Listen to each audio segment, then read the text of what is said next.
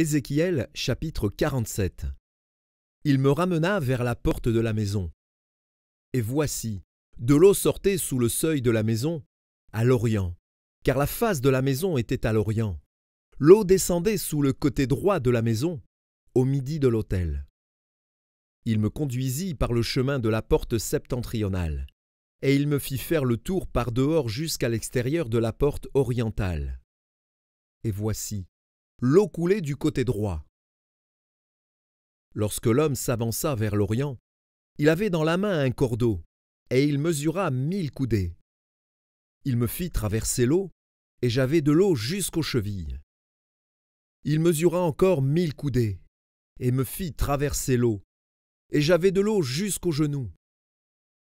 Il mesura encore 1000 coudées, et me fit traverser, et j'avais de l'eau jusqu'aux reins. Il mesura encore 1000 coudées.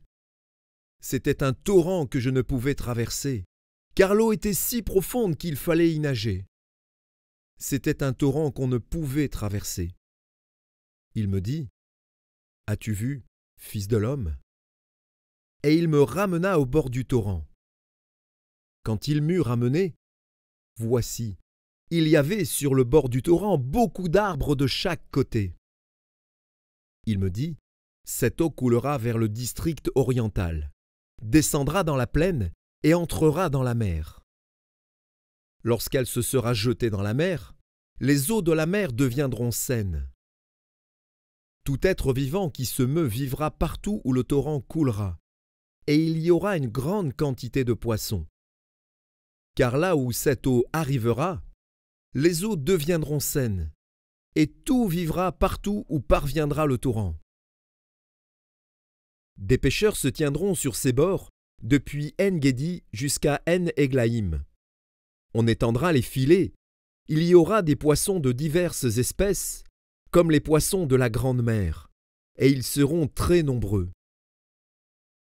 Ces marais et ces fosses ne seront point assainis, ils seront abandonnés au sel.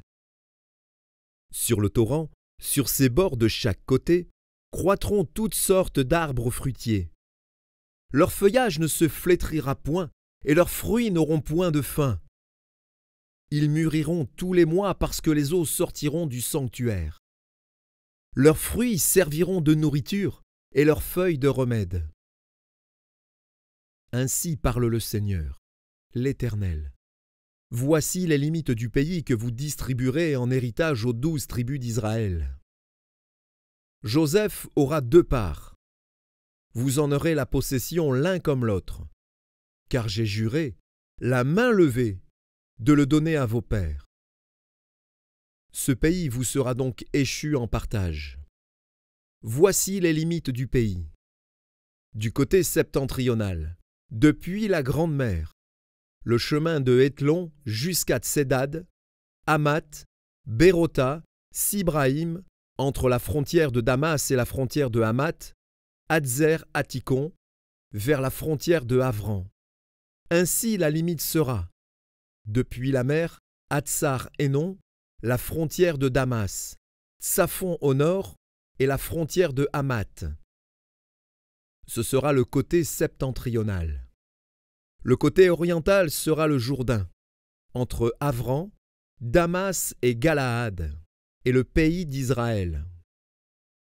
Vous mesurerez depuis la limite septentrionale jusqu'à la mer orientale.